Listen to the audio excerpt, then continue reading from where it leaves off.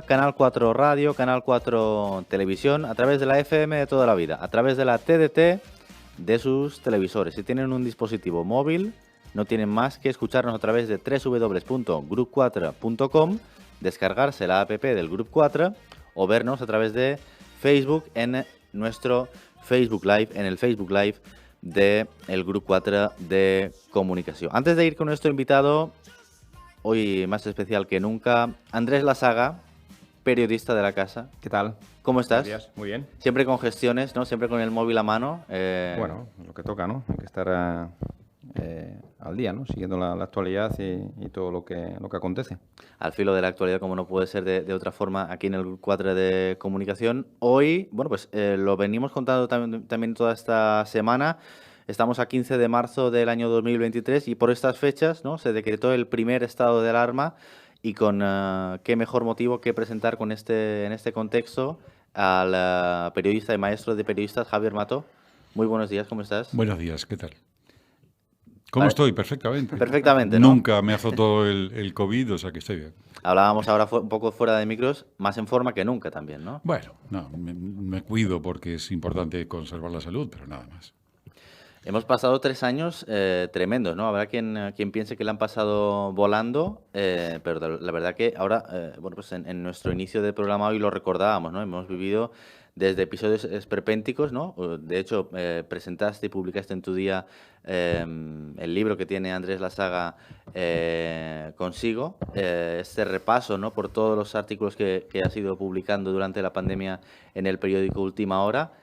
Y la verdad que desde el primer decreto de estado de alarma, que luego fue declarado inconstitucional, desde episodios más autonómicos como fueron la escapada de Francina Armengol en el Hat Bar. Ahora hemos sabido lo de Tito Berni, que supongo que no te dio tiempo de incorporarlo, ¿no? Pero es tremendo, ¿no? Es decir, no sé por dónde quieres empezar, pero la verdad que hemos visto cosas de todo color. Yo pienso, bueno, yo lo escribí intuitivamente cuando iba sucediendo, porque muchos de los artículos están escritos el mismo día, a los pocos días de tomarse las medidas. Yo creo que todo el COVID, una epidemia, no es nada nuevo en la historia de la humanidad. Yo aquí incluso contaba episodios que todos sabemos de la historia, de la peste en 1670 en Londres o antes en la época de los griegos. O sea, las historias de la humanidad respecto de las enfermedades, 1918 la gripe española, ya ha habido siempre. ¿Qué pasa? Que nos hemos confiado, que nos hemos creído inmunes y que de pronto ya las enfermedades no nos iban a azotar más. Y esta nueva epidemia tiene una característica diferente de todas las demás.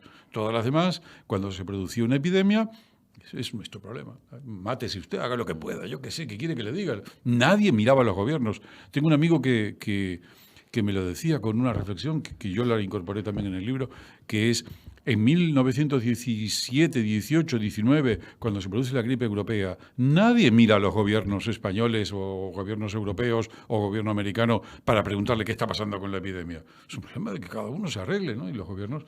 Pero no, esta vez ha sido diferente. Esta vez son los gobiernos los que dicen quitaos, yo lo arreglo esto. No tienen ni idea. No tienen ni idea, como no tenías ni idea ninguno de nosotros, ¿no? Hace pocos días aparecieron los diarios de Matt Hancock, el ministro de Sanidad británico. Aparecieron porque este hombre, en un ataque de muy poquita lucidez, le pasó todos sus WhatsApps a una periodista, a la cual, en lugar de publicar las memorias que él quería que publicasen elogiándolo, lo que hizo fue encontrarse un tesoro para contar toda la vida privada de este pobre hombre que se ha visto traicionado de esta manera. Bueno, y él cuenta cómo, sentado con Boris Johnson, lo que decían es, a ver, nosotros aquí no podemos decir a la gente esto, porque si le decimos pensarán que nos hemos equivocado. Con lo cual, observad que es lo fundamental. Lo fundamental de los políticos era aparentar que tenían conocimiento de la situación en lugar de decir la verdad. Mire, nosotros sabemos lo mismo que ustedes, nada, no tenemos ni idea, porque era evidente que nadie tenía ni idea, ¿no? Entonces fue toda una especie de obra de teatro absolutamente monumental. Dejadme que añada en esta introducción una pequeña cosita más.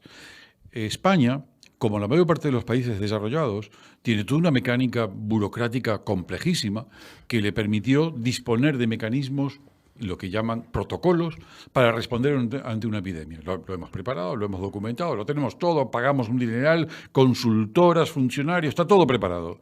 Aparece la pandemia y lo primero que hacemos es tirar los protocolos. Todos los países tiraron los protocolos, salvo uno.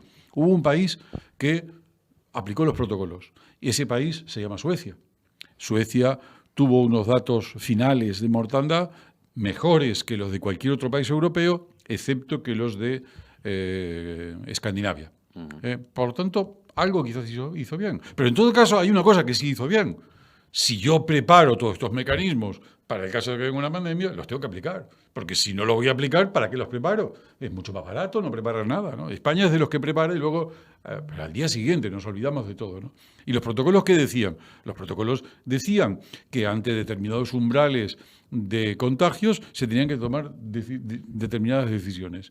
En el caso de Suecia se hizo y se siguió así. Aunque fuese peor el caso sueco, el hecho es que esto es lo que habíamos preparado. Lo que no me parece aceptable es la improvisación, que fue todo una improvisación. No estoy atacando a este gobierno de Baleares que ha sido improvisado, porque también lo ha sido el de Madrid, porque el de Madrid nacional y el de Madrid de la Comunidad Autónoma. O sea, todos han sido improvisados. El de Generalitat de Cataluña, todos han sido improvisados porque todos lo que querían era mantener en el escenario un papel de yo sí sé lo que tengo que hacer, lo cual, me decía hace poco un compañero estando aquí en la antesala, lo cual abre las puertas a que ahora los gobiernos quieran intervenir en todo. Efectivamente, ahora mismo los gobiernos dicen, bueno, yo aquí organizo todo.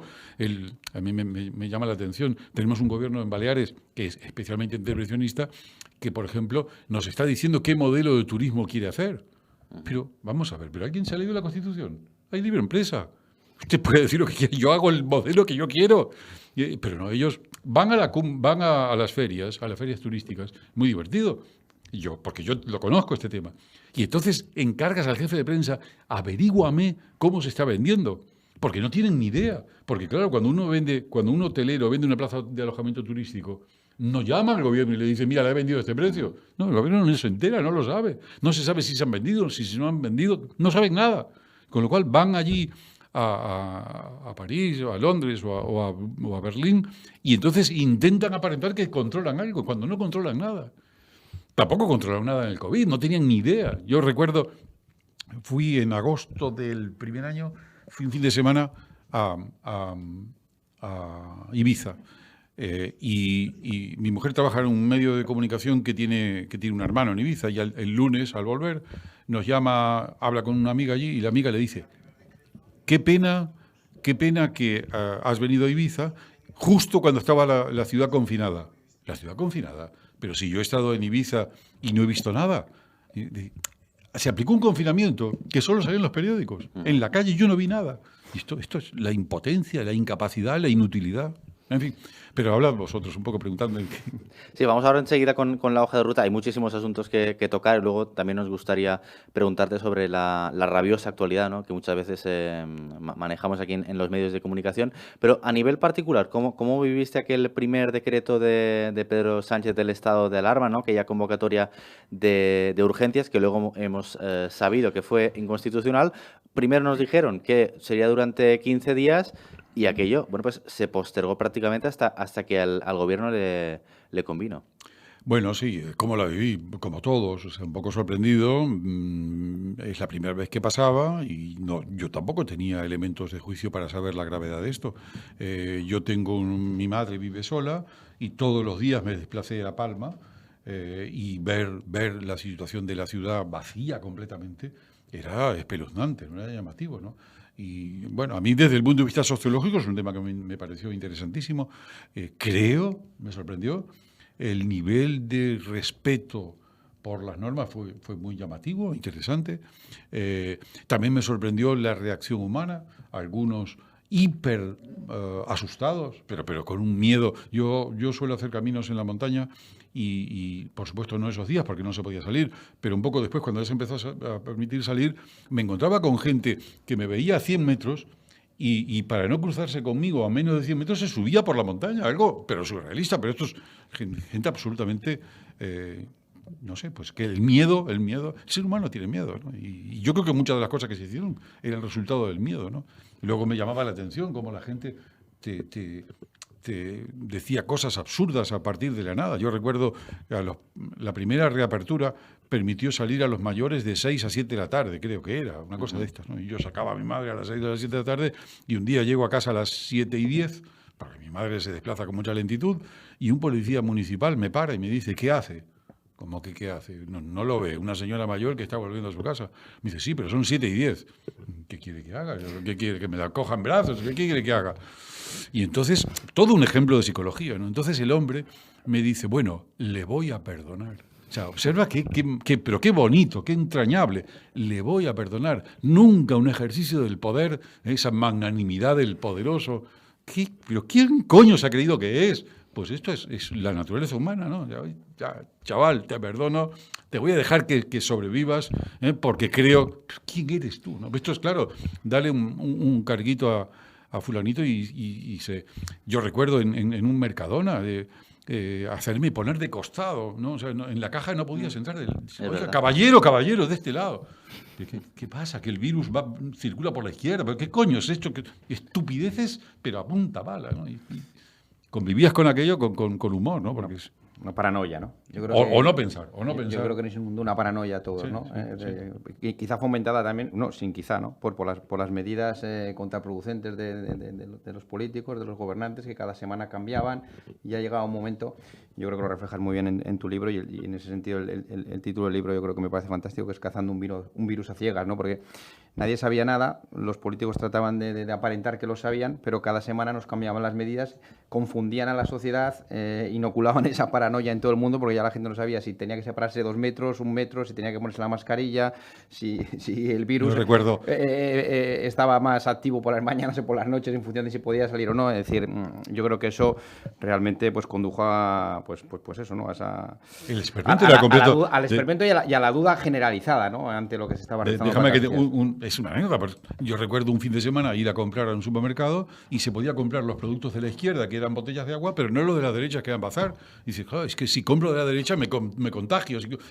Pero por Dios, qué nivel de ridículo, de esperpento que era esto, ¿no? Pero esto es generalizado, ¿no? Y por supuesto aquí y fuera de aquí.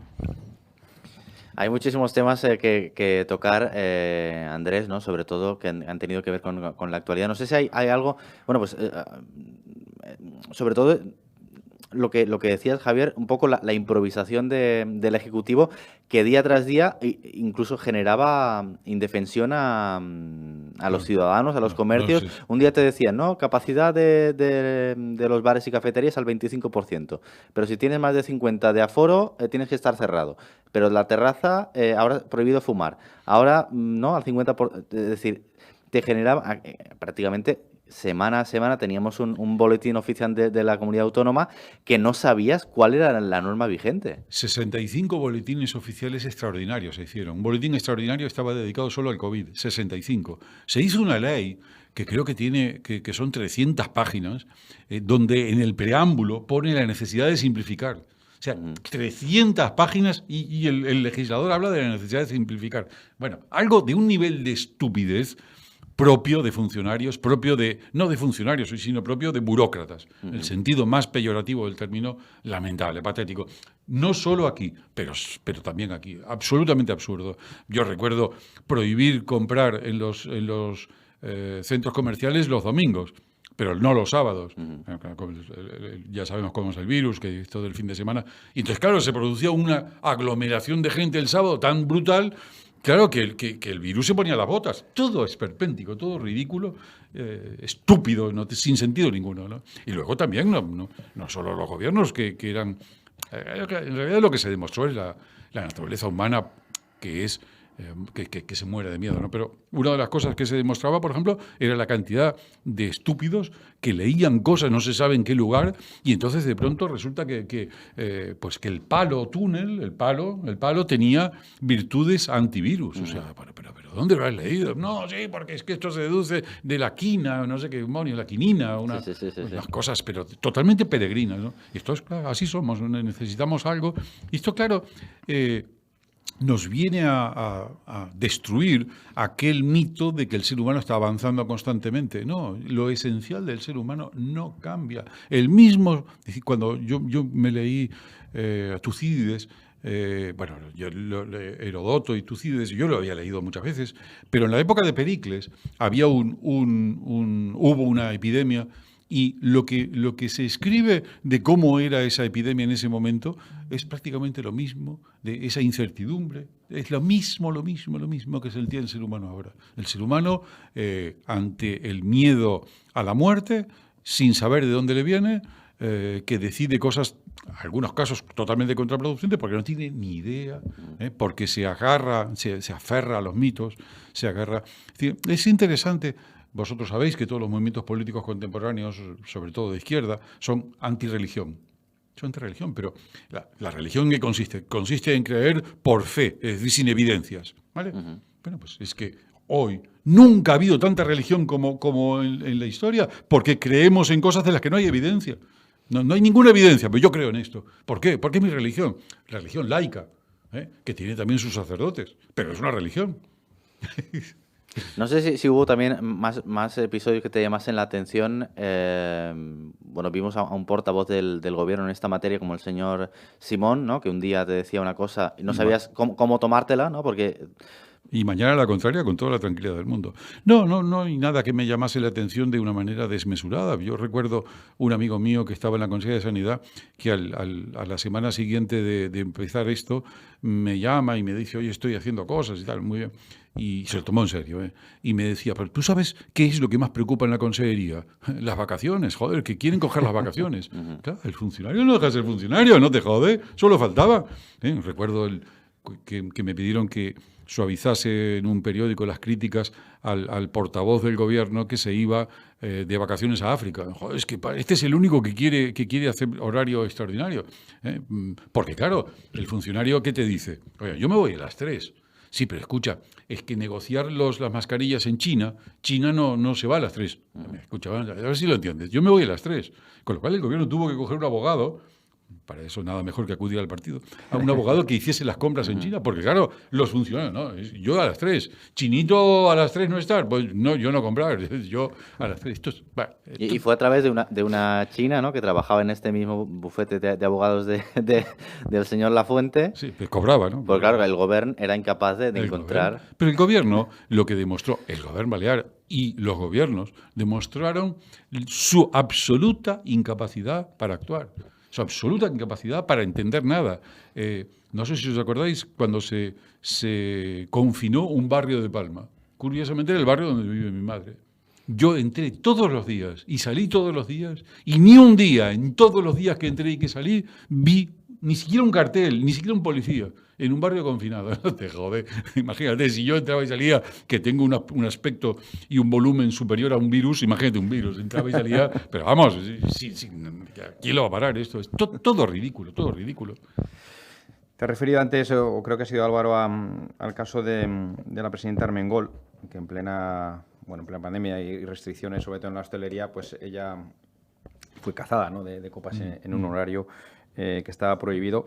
Hubo otros casos en Europa de políticos a los que les ocurrió lo mismo y tuvieron que dimitir, o dimitieron inmediatamente, ¿no? Sí, bueno, pero en Europa sí dimitieron. Y Boris Johnson ya no es primer ministro. Te quería preguntar, ¿no? ¿Tú crees que en otro país la señora Armengol ya no sería presidenta del gobierno? No, yo creo que sería presidenta del gobierno. Mira, Alberto Fernández, el presidente de Argentina, hizo el cumpleaños de su mujer Fabiola, lo celebró en la Quinta de Olivos, con 30, 40 invitados, y se circularon fotos, y sigue allí. O sea que nosotros, puestos a compararnos, y creo que también en Mali, en algún país africano, se ha hecho peor, con lo cual nosotros buscamos el ejemplo donde haga falta, ¿no? No nos vamos a comparar con los mejores. Siempre tenemos Argentina para compararnos. Bueno, ¿qué quieres que te diga? Si es todo un acto de cinismo, pues ya, que siga. Yo creo que todos más o menos hicieron lo mismo. Bueno, esto tampoco hay que tomárselo muy en serio. Lo que pasa, claro, que si te caen las multas, sí que te acuerdas de ellos, ¿no? Sí, el descrédito en cualquier caso sí que fue importante, ¿no? Para la presidenta, porque claro, estábamos dando lecciones utilizando el BOI para dictar esas medidas y bueno, ¿es que alguien se creía que la presidenta se cree esto? Que hiciera la demostración de que efectivamente, como tú bien dices, estaba cazando un virus a ciegas y que todo era relato y fachada, ¿no? Todo es una puesta en escena. Cartón piedra. Es como Es como la política anti-accidentes de tráfico, que te obliga en un tramo a ir a 50, en el siguiente a ir a 30, en el siguiente, y son tramos iguales. Oiga, ¿se quiere usted aclarar a qué velocidad tengo que ir? Pero bueno, pero es que como yo mando, yo decido que aquí vas a 30, aquí decido que vas a 42. Sí, pero los propios que deciden eso son incapaces de ir a 30. Pero bueno, esto es así, ¿no? Sí, ¿Qué vas a hacer? Como en el caso de la vía cintura, ¿no? La Que vía nadie va a 80. Pues nadie va a 80, pero además no sirve ni ir a 80 ni no ir a 80. Es todo un ridículo porque es simplemente un ejercicio de poder. ¿Vale? Vas a esa velocidad porque yo lo digo. Y yo lo digo porque me sale de las narices. Luego yo no lo cumplo porque no puedo cumplirlo, porque no tiene sentido. Pero es que yo lo he dicho, ¿eh? Yo lo he dicho y se acabó. Es ejercicio de poder. Que es lo que fue el COVID. El COVID fue una demostración de hasta dónde existe poder y que cómo lo ejercen, ¿no? Afortunadamente el Tribunal Constitucional no le quedaba más remedio, ¿eh? No le quedaba más remedio porque la Constitución en esto es inequívoca. Solo Podemos puede leer de eso lo que no tiene sentido, pero es inequívoca. La Constitución dice en qué situaciones aplicar el estado de excepción, el estado de emergencia, el estado de alarma, y es inequívoco en eso. Y por tanto, el arma estaba. ¿Qué pasó? ¿Por qué el gobierno no aprobó la correcta calificación? Por una razón muy sencilla, porque los catalanes no querían que Madrid aplicase un decreto que le permitía hacer lo que quería. Pero claro, ¿por qué los catalanes no querían? Por razones ideológicas, con lo cual el virus no les importaba un carajo. Siempre estamos igual, ¿no? Entonces Madrid hizo una chapuza sabiendo que algún día el Constitucional se lo cargaría. El Constitucional no le quedó más remedio que cargárselo, ¿no? Y, por cierto, Javier, ¿qué fue de aquello de salir a los balcones, ¿no? Aplaudir no sé si era a las 8 de la tarde, y aquel eslogan, ¿no? Aquel titular de "Saldremos mejores"? Sí, sortiremos, no sé si era saldremos mejor. Más fuertes, saldremos más fuertes. Saldremos más algo así. fuertes. Sí, yo recuerdo que hice un artículo sobre una casa, el Il Mattino, un periódico de Nápoles, publicó, como nosotros, las fotos de saldremos más fuertes en algunas casas. Y resulta que una de las casas, un año después, ponía en venta. Y claro, claro, es que esto, saldremos más fuertes. Vamos a ver, no deja de ser el ejercicio como cuando uno, no sé, se autoconvence de que conseguir empleo, ¿no? Y te encierras en tu casa y te haces una meditación y conseguir empleo. No, conseguirás empleo tanto si haces como si no haces el ejercicio. O sea, el tema se rige por otros parámetros. Venceremos al COVID, no por darle una palmada al vecino al lado, vecino, ¡fuerza! No, es que no va así, el COVID no depende de la fuerza del vecino. Pero es que los griegos, cuando sus pandemias, actuaban igual. Los atenienses saldremos de esta, ¡fuerza! ¡Pericles, ánimo! Y nos salimos o no salimos. Pero no depende de que tú te autoconvenzas, no deja de ser un ejercicio de sociología psiquiátrica, ¿no? Oye, yo me autoconvenzo y nada, me tranquilizo. Un acto de fe, ¿no? Un acto de fe, sí. Pero estamos hablando de eso, estamos hablando de que decíamos que vamos a superar esta fe para incorporar la racionalidad y tenemos más fe que nunca, ¿no? Uh-huh. Yo tengo fe en Pablo Iglesias, por ejemplo, en Monedero. No, yo tengo fe realmente. Yo soy como Nicolás Maduro. Yo creo en Hugo Chávez, que se me aparece como un pajarito. Bueno, a mí me gustaría tocar algunas, a modo de píldora, temas de la actualidad que bueno, hay bastantes, ¿no? No sé por dónde quieres empezar. Yo disparo. Por ejemplo, tenemos el tema de la inflación, de la cesta de la compra, tenemos la reforma de las pensiones, teníamos la guerra de Ucrania, que también me gustaría que nos dieras tu opinión. Disparamos primero, si te parece. Los dos primeros temas son el mismo. Los dos primeros temas es el tema financiero y es un tema delicado. Yo el viernes pasado fui a una radio y no me atreví a decirlo porque esa mañana había visto lo del Silicon Valley Bank. Vamos a ver, el problema que estamos teniendo es que precisamente por gobiernos que en general, o por una sociedad que en general cree que los gobiernos pueden arreglar los problemas, estamos desarrollando la teoría, en la práctica, la tesis de que el dinero público no tiene límites. Bueno, y como estamos haciendo eso, tenemos España endeudadísima totalmente, Italia lo ha sido siempre, Bélgica, el conjunto de la Unión Europea, Estados Unidos, con los países... con los bancos centrales emitiendo dinero a mansalva, porque es que podemos resolver los problemas gracias a la ingeniería financiera. va a pasarnos, no sé cuándo, pero va a pasarnos, esto es inevitable, que una pequeña crisis desencadene una profunda crisis como la del año 29. Esto va a pasarnos. Esto es inevitable. Tú decías ahora los últimos acontecimientos, en realidad es lo mismo. Tenemos la inflación, todo esto. La razón es, las emisiones de dinero público han sido tan descomunales y tan absurdas que va a terminar mal. Pero atención, porque las emisiones de dinero público suponen, y en esto coincido con algunos pensadores, suponen un robo. Es un robo, te están robando el dinero. ¿Por qué? Tú tienes el dinero, que es el resultado de tu trabajo, y de pronto pierdes el 20%, porque la inflación te está haciendo perder el 20%. O sea, usted me está robando parte de lo que yo he conseguido con mi trabajo.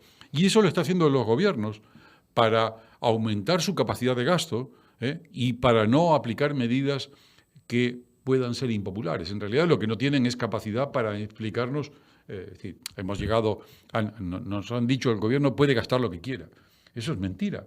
Pero como no se atreve ninguno a decirnos que es mentira, lo que nos dicen es, nosotros gastamos y se genera un escenario macroeconómico. Todo son mentiras. O sea, los gobiernos no pueden gastar más de lo que tienen.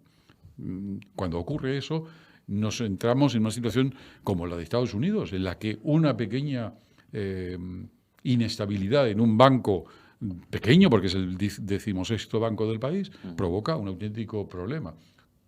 No estamos a más de 15 años de que todo esto salte por los aires, con un continente que es el peor de todos, que es Europa. Europa tiene un problema terrible, no tiene líderes, no hay un solo líder en Europa que merezca respeto, y tiene un problema adicional, que es el siguiente. Europa tiene la política fiscal fraccionada por países y tiene la política monetaria unida. No existe ningún otro modelo en el mundo en el que haya una única moneda con políticas fiscales fraccionadas. Es el ejemplo, es el caso más insolidario. Cojamos España cuando tenía la peseta.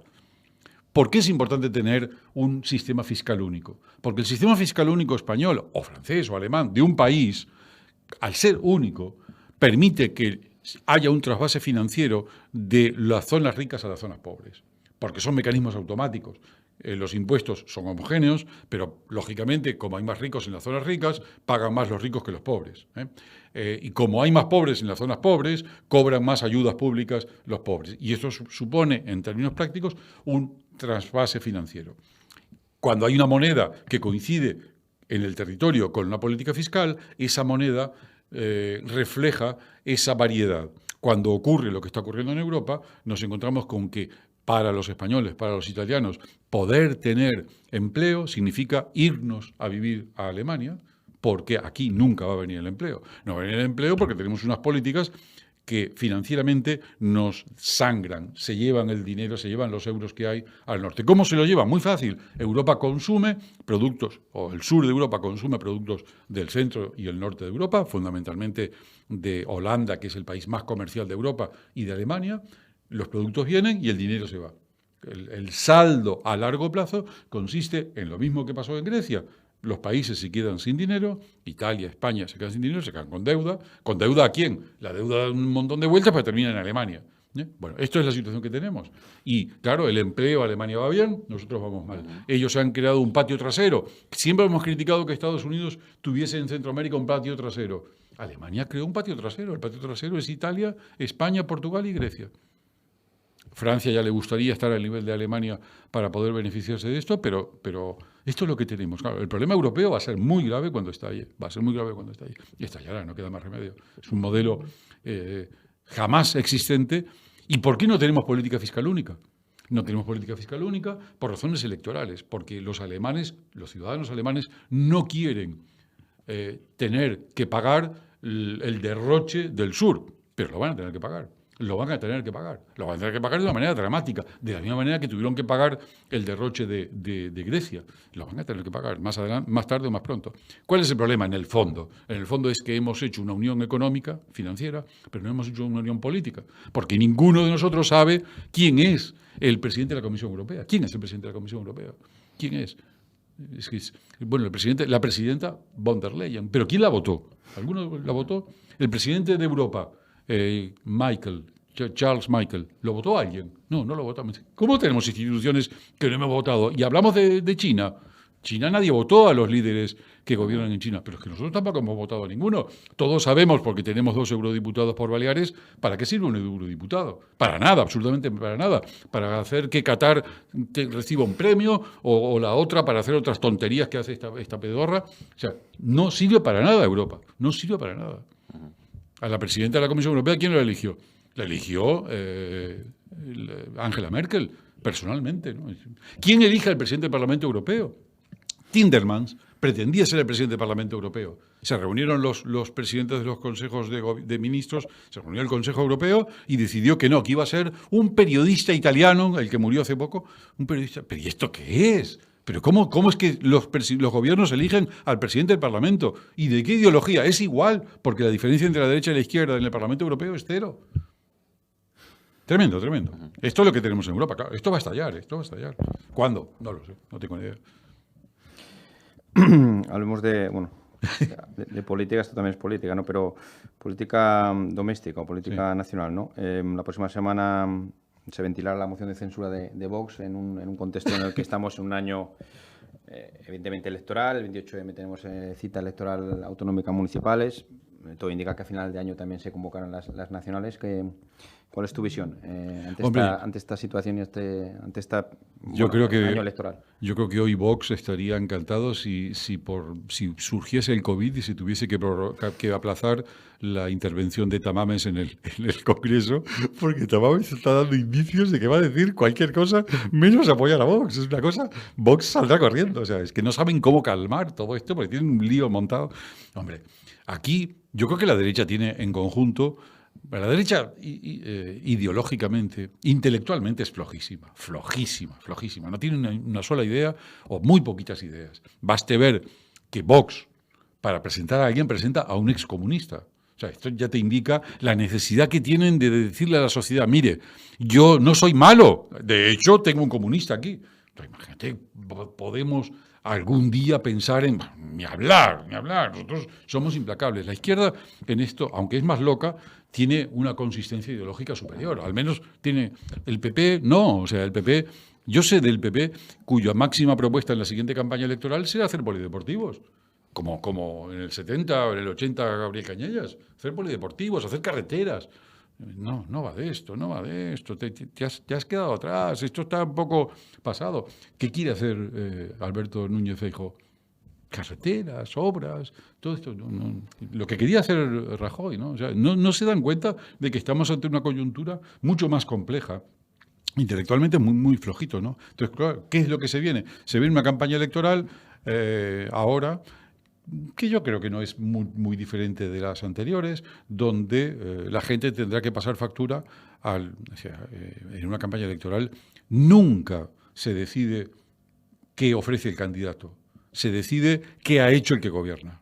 Y esto ha sido siempre así, en un 90%. El candidato tiene que ser absolutamente brillante, rompedor, para que alguien diga, se presenta Proens.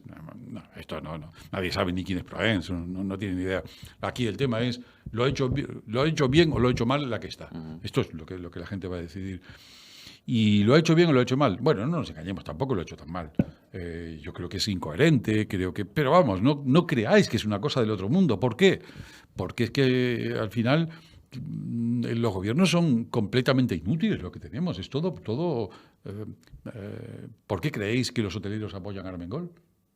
Es decir, ¿dónde está el cambio de modelo? ¿Qué modelo ha cambiado? A ver, decime un rico que ya no sea rico.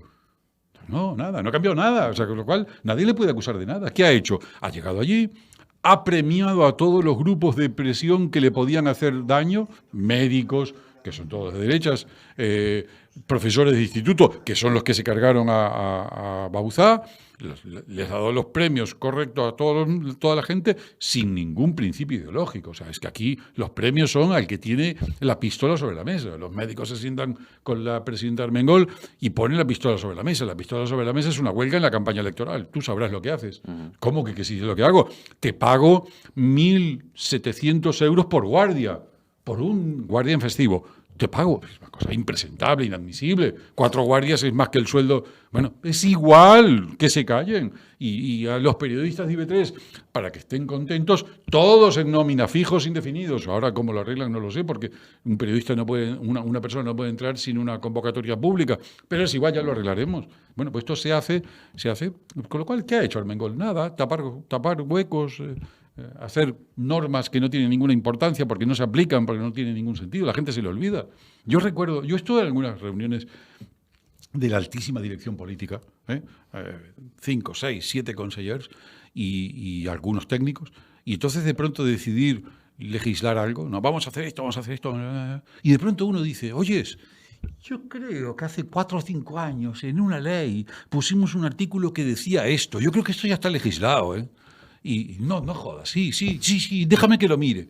Y efectivamente estaba legislado. Y nadie se acuerda, nadie se acordaba. Sí, esto es auténtico. No te puedo decir los nombres y detalles. No. Y claro, dices, pero qué barbaridad es esto, ¿no?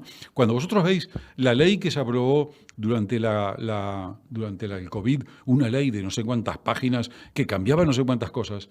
Bueno, eso está en vigor, no está en vigor, ya nadie se acuerda y se hace, es igual, si tanto da, ¿no? Puedes encontrar una ley del año 87 que en el artículo 8, IB3 se aprobó en el año 84, 85 con una ley que después la gente se olvidó. Y estaba aprobada, o sea, existía IB3 aprobada legalmente, y con lo cual Matas no tuvo que pasar por el Parlamento porque ya estaba la ley aprobada. Pero esto para que nos situemos el nivel que tienen las autonomías, el nivel que tiene la política en general, ¿no? Aquí políticas se pueden hacer 10, 15 políticas, casi todas dependen del gobierno central, y luego tenemos unos actores, que son los políticos de las provincias, que son estos cutres que tenemos aquí, que se han montado un modus vivendi que les hace pensar a ellos que tienen poder, no tienen ningún poder, no sirven para nada, no hacen nada, y que están allí como que. Por eso han diseñado un cambio del modelo turístico que nadie ha notado. ¿Cómo vas a notarlo si no tienen ni competencias, ni saben de qué va, ni saben para qué sirve, ni entienden lo que es un modelo? Es que, de hecho, ¿no? Desde Podemos ya anunciaban el fin de la dictadura de los hoteleros, pero claro, una vez dentro o dando el apoyo al Ejecutivo Autonómico, bueno, basta ver la nueva directora general de turismo, ¿no? De dónde viene y pese a que Negruela dice que no le gusta hacer promoción turística, yo creo que no la hacen directamente desde el gobierno, pero... La promoción turística se tiene que seguir haciendo porque estas noches en Berlín o en Londres son maravillosas. Y esto es así, O sea, van todos en un avión con los sindicatos patronales, las patronales, que tanto van con unos como con otros, van todos a Berlín, se pasan unas juergas maravillosas en Berlín, y vuelven todos, y no han visto un alemán más que el conductor del autocar que los lleva desde el aeropuerto. Y esto digo, y sé perfectamente lo que digo. Digo más, nunca se ha gastado un euro de la promoción turística destinado a un turista. El euro es porque tenemos un amigo de Artá que nos ayuda mucho en las elecciones, tiene un bareto y en ese bareto le tenemos que ayudar. Pues entonces, oye, ¿sabes qué? Pásame un proyecto diciendo que en tu bar hacemos promoción del turismo y que el turismo viene, y entonces en promoción del turismo, y aparte cuenta como capítulo social. Y esto es lo que hacemos, nada más que eso. Auténtica tomadura de pelo, en un 90%. Algo puede que sí, pero vamos, a tomadura de pelo, el 90%. De unos y de otros, con lo cual cambiamos unos por otros para absolutamente nada. Aunque también hay que decirlo, perdóname el inciso, pero claro, lo de Ila es insuperable. Lo de Ila es insuperable. Lo de Ila es difícil, ¿no? Ni Catalina Ciner lo hacía como Ila. Hoy leíamos un titular Con perdón, que esto es muy fuerte, ¿no? Hoy leíamos un titular de la campaña electoral de 2019 diciendo que José Ila prometía 1.500 viviendas de protección oficial. Eso es fantástico porque los impresos no repartidos, porque son incapaces de repartirlos, los pueden repartir ahora. Puede seguir prometiendo 1.500 viviendas. ¿Tú sabes cuántas viviendas faltan en Mallorca para poder satisfacer la demanda de la sociedad? Unas 100.000, que son las 100.000 que la presidenta Armengol en el Parlamento le dijo a los propietarios de viviendas de alquiler turístico que había convertido en alojamiento y que estuviesen seguros que había sido ella, con lo cual ella no pensaba en las 100.000 viviendas, pensaba en 100.000 votos. Y dijo eso. Por lo tanto, son 100.000 viviendas que hemos quitado. Quitamos 100.000 y ponemos 1.000. O 5.000, como prometía Antic. Las prometió hace 15 años y han pasado 15 años y todavía no ha hecho ni una. Un Carbonero. ¿Qué va a hacer el Parlamento? Imagínate, ¿qué va a hacer el gobierno haciendo viviendas? Y es que primero cogen un arquitecto, el arquitecto que es el cuñado de, porque esta es otra, ninguna oposición en los gobiernos entra alguien de manera por méritos, excepto que no haya políticos a los que colocar. Si no hay políticos, bueno, se puede colar a alguien. Por mérito, no es exactamente por mérito, sino por la oposición, que es otra cosa que es diferente al mérito, pero bueno. Son las 16 minutos. No sé si Andrés tiene algún que otro tema de la actualidad que ir tocando y que repasar con Javier Mato en esta entrevista que está siendo muy extensa y muy interesante. A mí me gustaría quizá tocar algún tema también internacional, aunque bueno, con el aleteo de las mariposas todo nos afecta, lógicamente. Antes te comentaba la guerra de Ucrania. Ayer se veía un episodio que era el derribo del dron, de un dron estadounidense por parte de aviones de caza rusos. ¿Cómo ves esta escalada bélica? Yo creo que empezó hace un año. ¿Qué barruntas? ¿Cómo puede acabar? Porque bueno, parece que Europa y la OTAN, los países de la OTAN, al principio pues no querían entrar demasiado. Ahora ya parece que van a aportar material de todo tipo. Vamos a ver hasta qué punto llega esa escalada. Los países de la OTAN no, porque sabemos que cuando apenas hay alguien que le pega a otro, ahí están los ingleses para meterse en la guerra. O sea, los ingleses siempre están los primeros. Y los americanos un poquito más renuentes, pero también se han sumado. Aquí el tema es que ha cambiado la postura fundamentalmente de Alemania. Y también la de España, ¿no? Pues España era no a la guerra, pero no como tal. La de España es de traca, ¿no? No sé si os acordáis cuando España declaró la paz y no sé qué demonios, y se puso a criticar a Arabia Saudita, que acababan de contratarnos 5 fragatas de Navantia en Cádiz. Y al día siguiente los saudíes dijeron, bueno, tú me criticas, oye, se acabó el contrato. Y al día siguiente cambiaron de postura porque Rodríguez, Kichi, el alcalde de Cádiz, dijo que pierdo las elecciones. Entonces, Podemos, nada menos que Podemos, bueno, es unas fragatas, al fin y al cabo, no son bélicas, no matan las fragatas. Bueno, lo que haga falta. Hombre, yo creo que el tema de Ucrania es un tema bastante complicado, es un tema que tiene que ver, no es un tema fácil, no es simplemente para decir que los rusos son todos malos.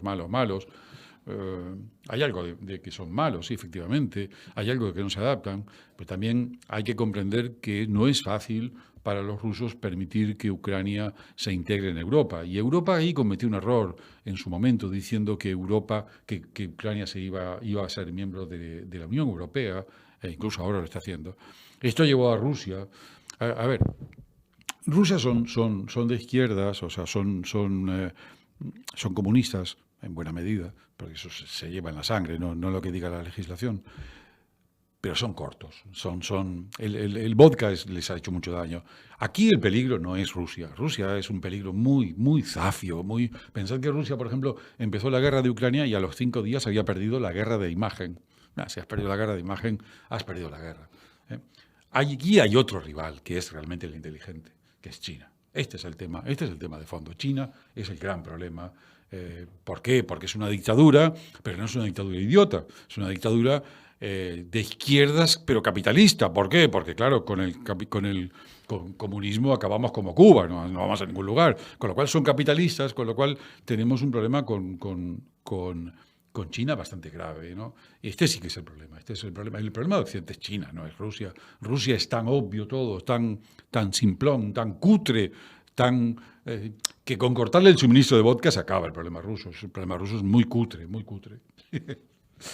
No sé si Andrés tienes más temas que tocar de la actualidad. A mí sí que una pincelada sobre un personaje que se ha tratado a la palestra política hace poco, que es en El Salvador, Nayib Bukele. Sí, por tus orígenes también tú conoces perfectamente ese continente. Hemos visto esas imágenes realmente espectaculares, ¿no? Sí. Creo que eran 2.500 sí. detenidos de las maras, de delincuentes y tal, en esas macrocárceles. Hombre, una fuente de empleo para los peluqueros. Sin duda, sí. A ver, Bueno, y para los tatuadores, porque he visto que tenían los cuerpos absolutamente... A ver. Es decir, son unas imágenes impactantes, pero él ha dicho que lo que se trataba era de defender los derechos realmente de quienes estaban siendo atacados por esos delincuentes, ¿no? Bueno, yo tengo, aun así todo, yo tengo que decir algunas cosas.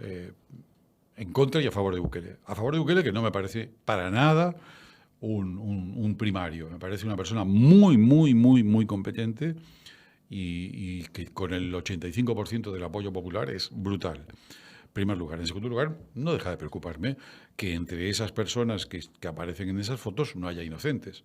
Porque yo tengo mis dudas sobre la competencia de la policía salvadoreña. Y sé que acabar con un movimiento, pues hombre, desde luego si no hacemos nada, como hacen la mayor parte de los países, no se acaba con las maras. Pero cuando se acaba de manera tan masiva, pues quizás haya muchos inocentes ahí, quizás haya muchos inocentes.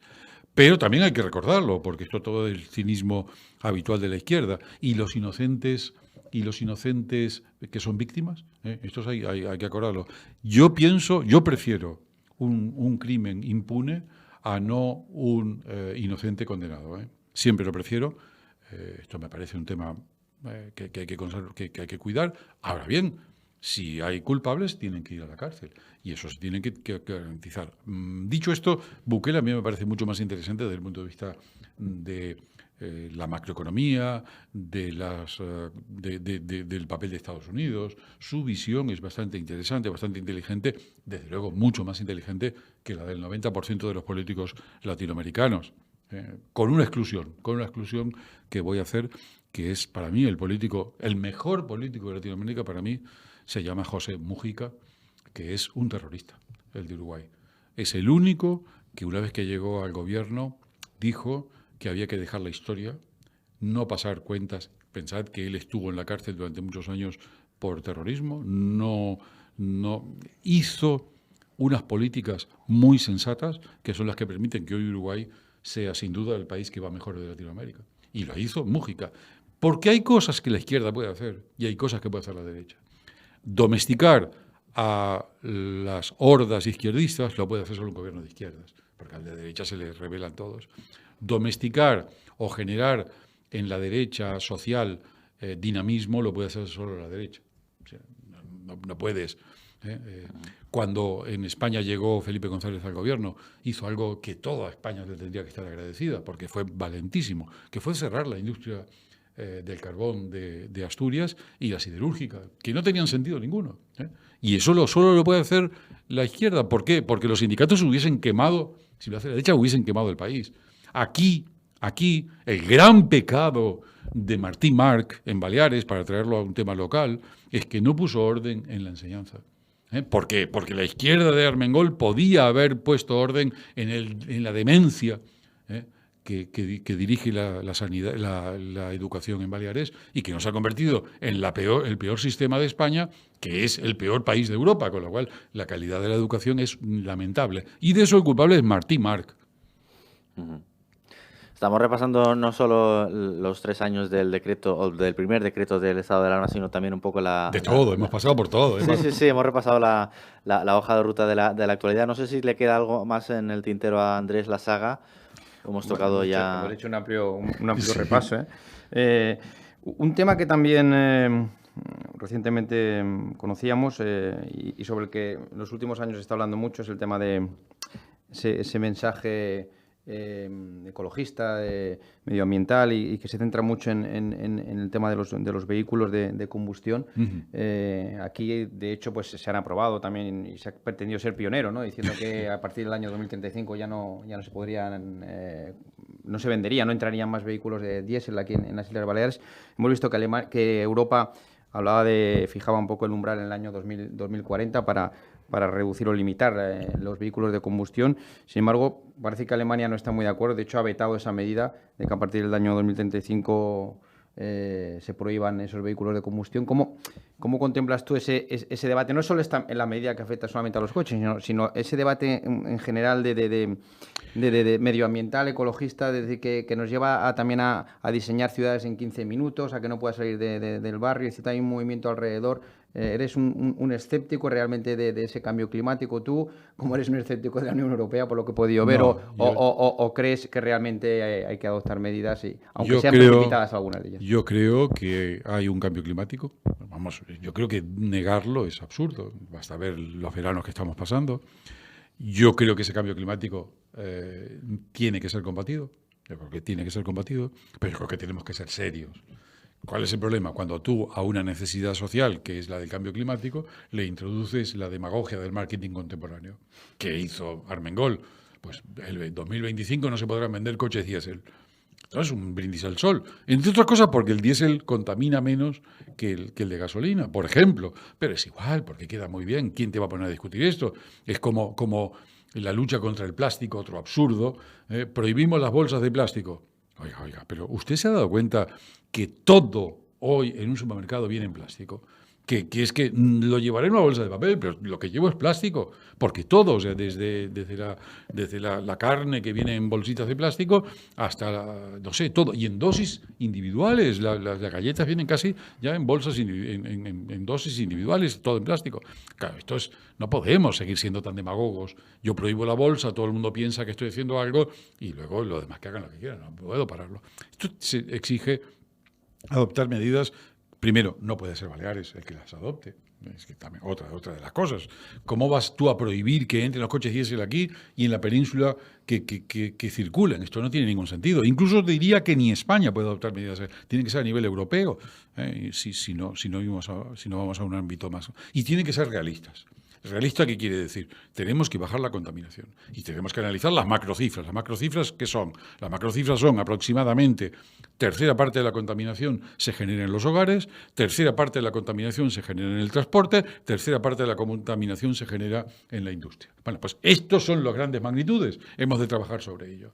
¿Qué tenemos aquí que es realmente sostenible? La producción de energía eléctrica. Lo único hoy por hoy realmente sostenible es que podemos llegar a tener una producción de energía eléctrica 100% no contaminante. Hay países que lo tienen porque dependen de la energía hidroeléctrica. La hidroeléctrica no contamina, la solar no contamina, la eólica no contamina, la nuclear no contamina y existen nuevas fórmulas sobre las que se está trabajando que realmente están avanzando, pero a trancas y barrancas, no terminan de funcionar. Esto es lo que es verdad. A partir de ahí nos hemos lanzado en el tema de los coches. Si Toyota no se lanza abiertamente al coche eléctrico, habría que sentarse y pensarlo un minuto. ¿Cuál es el problema del coche eléctrico? El coche eléctrico funciona con baterías. Las baterías hasta ahora se basan en el litio. No hay litio suficiente para cambiar. Explotado todo el litio básicamente se encuentra entre Bolivia, Chile y Argentina. Todo el litio disponible no basta para que todos los coches del mundo, para que todos los coches existentes en el mundo pudiesen ser eléctricos. Primer problema. Segundo problema, no tenemos resuelto el problema del desecho de la batería de litio. Tercer problema, la producción de baterías de litio obliga a que emitamos tanta contaminación que hace que un coche eléctrico durante los 100.000 primeros kilómetros no emite para compensar lo que emitió la fabricación de las baterías. Con lo cual hay que sentarse, hay que hacer números con un poquito de calma. Hay otro problema, que es el siguiente. La movilidad en baterías, por mucho que hablemos, está en 400, 500 kilómetros. Eso en un coche aún puede arreglarse. En un camión no, esto es un desastre, un camión no puede estar parando. Con lo cual aparece el hidrógeno. El hidrógeno no es la estupidez que estamos haciendo en Baleares, en Lloseta. Nosotros producimos energía eléctrica diésel, es decir, contaminando, para hacer hidrógeno en Lloseta. Esto es una locura. O sea, el hidrógeno es verde si se produce con energía natural. Dicen, en Lloseta la hacemos con energía solar. Sí, claro, pero porque tú dedicas la solar a tu hidrógeno y no le dedicas a la energía eléctrica que consume la sociedad. Entonces, claro, como yo lo que tengo lo dedico aquí, el hidrógeno es verde. Sí, pero claro, es verde a costa de que todo lo demás sea... Bueno, esto es toda una locura. Todo es una locura, una manipulación espectacular. Bueno, el hecho es que ahí tenemos una serie de problemas y además Europa llega tarde. y llega tarde, de manera tal que China le ha comido la tostada en el tema eléctrico. Hoy, la producción de coches en China eléctricos es mucho más abundante, es mucho más barata. Yutong ya fabrica todos los autobuses eléctricos, con lo cual nos están comiendo por donde sea.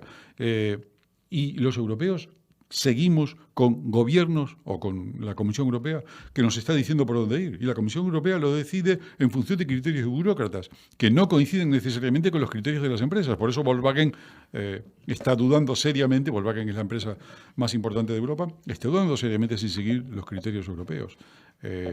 Yo pienso que Europa se está equivocando en esto. Yo querría recordar cómo Europa se lanzó por el Minitel cuando apareció Internet y acabó con el Minitel. Yo querría recordar cómo Europa gastó dinero a mansalvas por la televisión de 1025 líneas. Cuando apareció la televisión digital acabó con todo el proyecto europeo. Es decir, es que habría que tener un poquito más de sensatez. Hay que pensar que alguna razón existe para que 49 de las 50 primeras industrias tecnológicas del mundo sean americanas y solo una sea europea. Alguna razón debe existir. Bueno, pues con Javier Mato hemos repasado ampliamente lo que nos lo que nos es más próximo en cuanto a la actualidad, y hemos repasado también, por supuesto, como no puede ser de otra forma, en este tercer aniversario, el primer decreto del estado de alarma y toda la pandemia del COVID que hemos vivido y que suponemos que en algún momento pues cambió de algún modo nuestras vidas, ¿no? Fue un punto de inflexión. Hemos mantenido esta charla, no sé si ha alcanzado ya la hora, son las 10:23, así que lo dicho, Andrés Lasaga, muchísimas gracias por la documentación y por toda la información aportada. A vosotros y gracias a Javier, con el que siempre es un placer hablar y escucharle. Y a Javier, por supuesto, cuando quieras, estos son tus micrófonos, tu casa para lo que necesites. Sí. Hemos tocado demasiados temas. Lo suyo tal vez hubiese sido centrarnos en uno y profundizar en uno, porque realmente estamos viviendo tiempos trepidantes y cuando uno va a salto de mata así, pues realmente comete errores. Pero bueno, básicamente esto es lo que hay. Pues con Javier Mato lo dejamos, vamos a una breve pausa publicitaria.